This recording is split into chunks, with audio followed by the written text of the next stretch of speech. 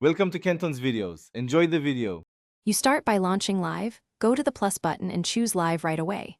Once done, tap Advanced Settings and enable captions or live queue, and so text options appear. This makes your words searchable and accessible. Make sure your camera and mic permissions are granted and have the exact text ready in your Notes app for copy-paste. Doing this prevents fumbling. Now, go live and stay calm. You'll add on-screen text in the next step. Once you're live, tap the text or stickers icon to insert a new text box.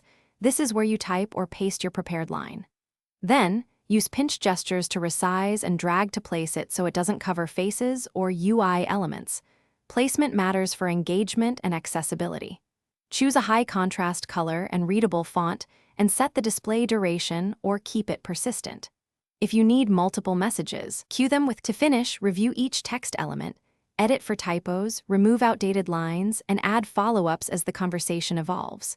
Make sure to update messages in short, clear bursts, about every 5 to 20 seconds, so viewers aren't overwhelmed. If something goes wrong, first toggle captions or text off and on, then restart the live session if needed. Also verify app permissions for microphone and overlays.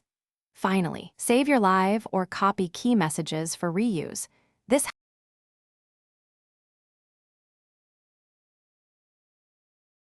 Thanks for watching. Consider subscribing if we helped you.